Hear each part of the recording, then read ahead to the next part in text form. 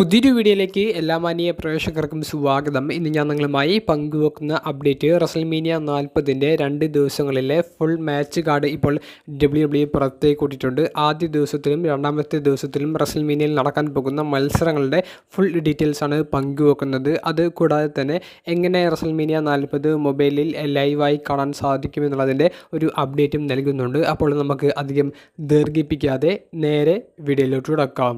WrestleMania 40-ൻ്റെ ആദ്യ ദിവസം നടക്കുന്നത് ഇന്ത്യൻ സമയം നമ്മൾ നോക്കുകയാണെങ്കിൽ ഞായറാഴ്ച പുലർച്ചെ 2:30 മുതലാണ്. 2:30 മുതൽ ആരംഭിക്കുന്ന കിക്ക് ഓഫ് ഷോ കഴിഞ്ഞതിന് ശേഷം 4:30-ക്കാണ് മെയിൻ ഷോ ആരംഭിക്കുന്നത്.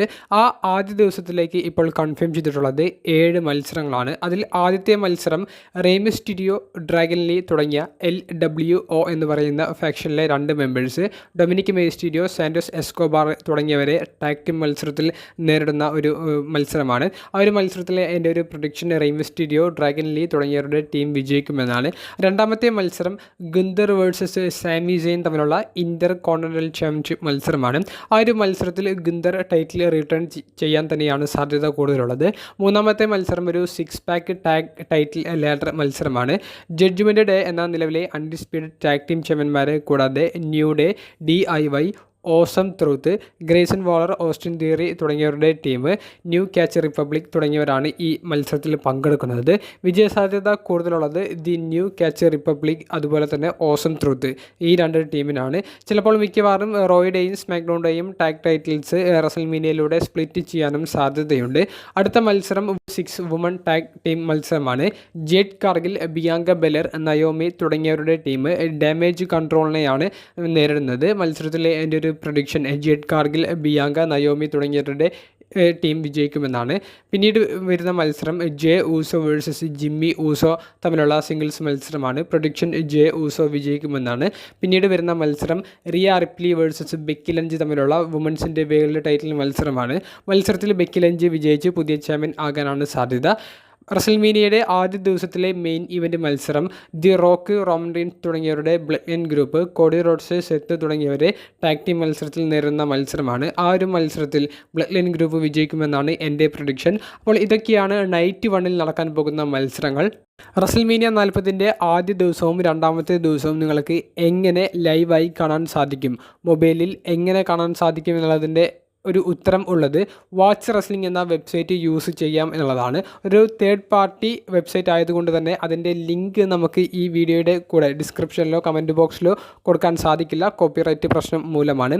അതുകൊണ്ട് തന്നെ നിങ്ങൾക്ക് ഗൂഗിളിൽ കയറി റസൽമേനിയ സമയത്ത് വാച്ച് റെസ്ലിംഗ് എന്ന് സെർച്ച് ചെയ്യാം.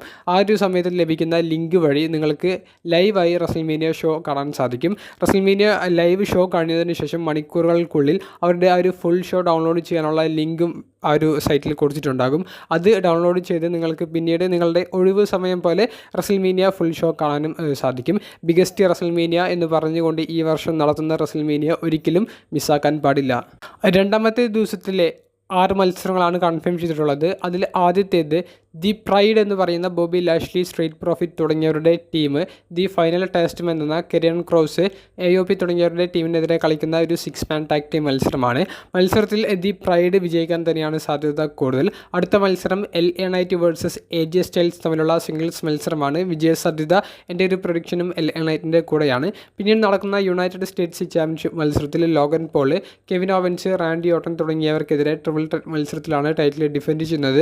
റാൻഡി ഓട്ടൻ പുതിയ യുണൈറ്റഡ് സ്റ്റേറ്റ്സ് ചാമ്പ്യൻ ആകാനാണ് സാധ്യത. നിങ്ങളുടെ പ്രൊഡിക്ഷൻ കമൻറ്റ് ബോക്സിൽ രേഖപ്പെടുത്തുക. മറ്റൊരു മത്സരം സെത്ത് റോളിൻസും ഡ്രൂ മാക്കൻഡയറും തമ്മിലുള്ള വേൾഡ് ഹെവി വെയ്റ്റ് മത്സരമാണ്. അതിൽ ഡ്രൂ മാക്കൻഡയർ വിജയിച്ച് പുതിയ ചാമ്പ്യൻ ആകും. പിന്നീട് വരുന്ന മെയിൻ ഇവൻ്റ് മത്സരം ഇയോ സ്കൈ വേഴ്സസ് ബെയ്ലി തമ്മിലുള്ള വുമൻസ് ടൈറ്റിൽ മത്സരമാണ്. ബെയ്ലി വിജയിച്ച് പുതിയ ചാമ്പ്യൻ ആകാനാണ് സാധ്യത.